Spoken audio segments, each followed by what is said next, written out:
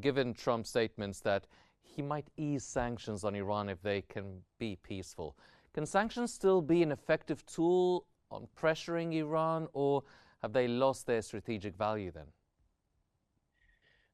They're very effective, actually. And what we see, the attack on them by Israel and by the US, that's only one kind of war on Iran. The other kind of war is economic warfare.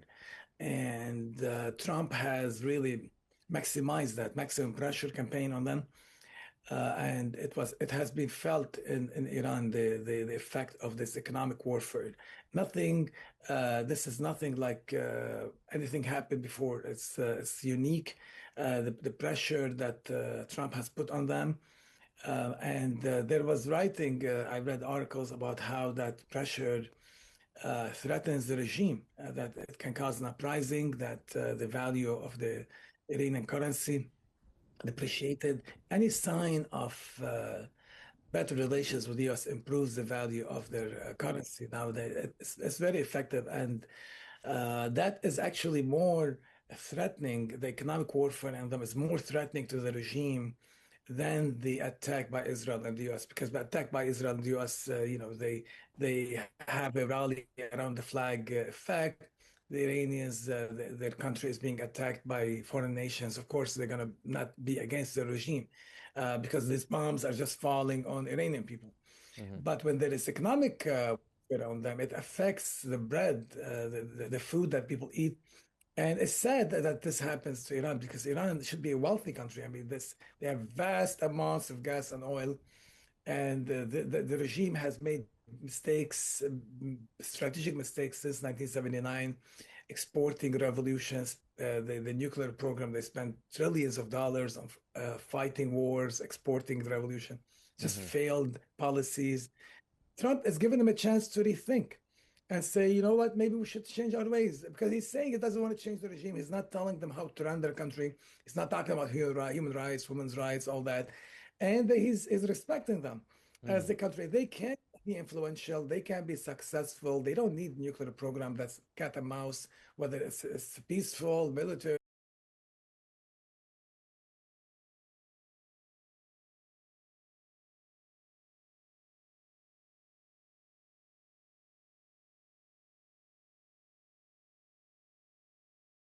Mistakes, spending trillions of dollars, and look at where they are now. Mm-hmm. Well, Dr. Trump keeps repeating the claim that the recent US strikes had obliterated a key underground site in Iran's nuclear program. So, has the military approach increased or decreased the chances of long-term diplomatic solution? I mean, Tehran's deputy foreign minister stated that the US must rule out any further strikes on Iran if it wants to resume diplomatic talks. Do you still believe that diplomacy between the US and Iran still viable following the recent US strikes and ceasefire? Yes, what is the alternative? Do they have a choice? Do the Iranians have a choice? That's the question. They don't have a choice. They, the world is controlled by the West. The West is the dominant power. The US leads the West. It's a superpower. Israel is much stronger than them. It devastated them with these hits. I mean, they were begging for ceasefire, basically. Trump said, when one side thinks they're winning, it's very hard to get a ceasefire. Even toward the end, he used the F word, and because he was frustrated with the Israelis. The Israelis kept on bombing the heck out of Iran, and the Iranians were complaining, "What is going? What kind of ceasefire is this when the Israelis are bombing the heck out of us the last minute?" And he pressured the Israelis to recall the fighter jets that were there to bomb more of Iranian assets. So the issue is they have no choice. I mean, they wanted the war to end. It showed that they're vulnerable. They're highly vulnerable. The Israelis, the Americans and the Israelis don't have the same agenda. The U.S. agenda is very limited. Trump tried to save them from this, to convince them that they have to give up enrichment because the Israelis don't want enrichment in Iran. And Mm-hmm. had the Iranians, Egypt has a nuclear program. The Emirates has a nuclear program. Nobody raises issues because they don't play hide the ball. It's transparent and all that. The Iranians are playing games, and there is a saying in the U.S. play stupid games, get stupid prizes. I mean, they really have played games, and they should not have done that. If they want a peaceful nuclear program, they can have one. Nobody says, oh, they can't have that. But they're not really being straight with the word. They're playing games, removing cameras, reaching at higher levels, and that has blown in their face literally. Now, was the program destroyed? Oh, I can tell you this: when you drop these massive bombs on anything, you can have some damage, major damage. These B-2 bombers didn't fly all these hours just to drop, little bombs. I mean, they drop massive bombs, and there is massive destruction in Iran. So Iranians have paid a heavy price price for playing games. I mean, it's time for them to rethink and say, you know what, maybe this is not working. Maybe we can try something different.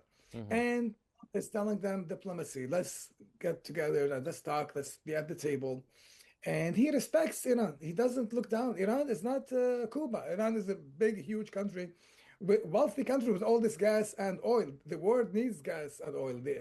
Iran is an important player in the Gulf area, but they really have been on the wrong path for a long time, squandering trillions of dollars. I mean, the nuclear program cost at least $1 trillion with the sanctions they have suffered because of playing games. Hmm. If they are telling the truth that it's a peaceful program, then they can model it on all the other programs that are peaceful. Nobody is raising questions, but they really have mishandled the situation, and now they pay the price. And now Trump is saying he will bomb them again, actually, and the Israelis are saying the same thing. So the diplomacy is the only choice for them. Well, Dr. Khatib, now the Israeli Prime Minister Benjamin Netanyahu said that the ceasefire between Israel and Iran, brokered by Trump, had created new opportunities to secure the release of the remaining detainees in Gaza. Do you think Trump's continued support for Netanyahu will help ease the tensions in the Middle East, or might it further heat them up? And do you think that Iran's new opportunities would only lie in freeing the detainees in Gaza, or do you think that they would actually believe there are real new prospects for Iran after a ceasefire? I mean, think of it as an individual. You have to have an agenda. You say, okay, what's the most pressing issue for me to deal with today? So you make a list of things that you have to deal with, and you have to prioritize. For the longest time now, the Gaza was at the back burner, and the front burner, the main issue was in Iran and Israel. That was the top of the agenda. That was the main issue. Now that there is a ceasefire, now the administration can turn its attention to Gaza and see what can be done. Now there is pressure on Trump. There is pressure on Trump, and Trump is seeking an opportunity for a nice picture with him. Being thanked by the family of the detainees in Gaza, saying Trump release them, nominate him for Peace Prize for all his efforts. He wants that credit. He's seeking that.